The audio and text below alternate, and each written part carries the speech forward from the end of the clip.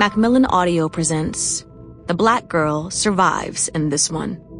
Edited by Desiree S. Evans and Seracia J. Fennell. Narrated for you by Shayna Small.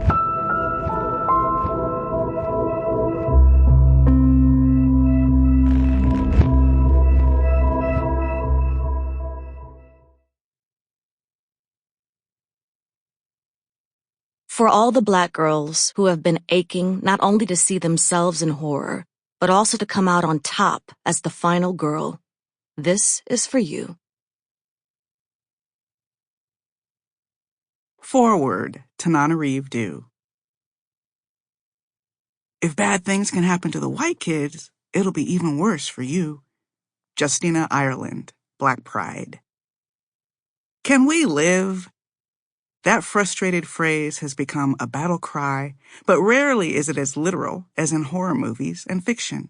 Whether it was through the complete erasure of Black women and girls in horror, or through their quick demise as the, quote, spiritual guide/sacrifice, as in the horror film Annabelle, the message to Black women in much of horror is that we are not meant to exist, and especially not meant to survive.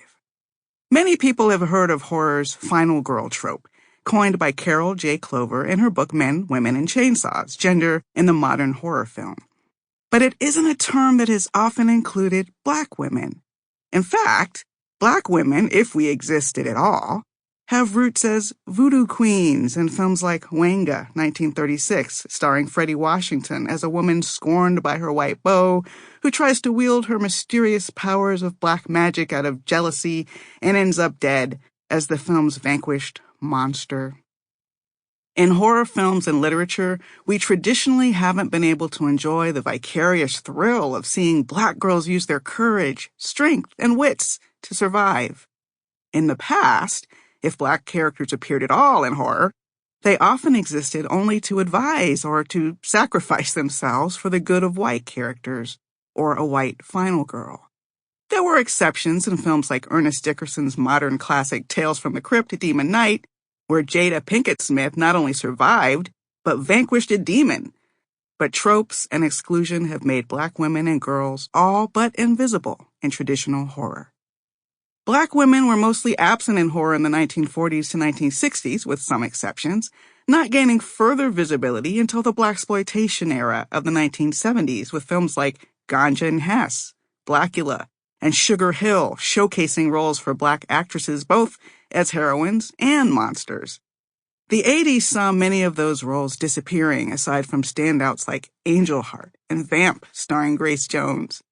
The 90s gave birth to a new renaissance in both Black cinema and literature, with films like Eve's Bayou, Rachel True's role in the ensemble film The Craft, and the emergence of horror literature by writers like me and L.A. Banks, the Vampire Huntress series, who were able to create horror stories thanks to the literary boom kicked off by mainstream commercial Black writers like Terry Macmillan. The early 2000s brought us Angela Bassett in Supernova, Naomi Harris in 28 Days Later, and Halle Berry in Gothica. But too many roles for Black actresses were still a support for white protagonists.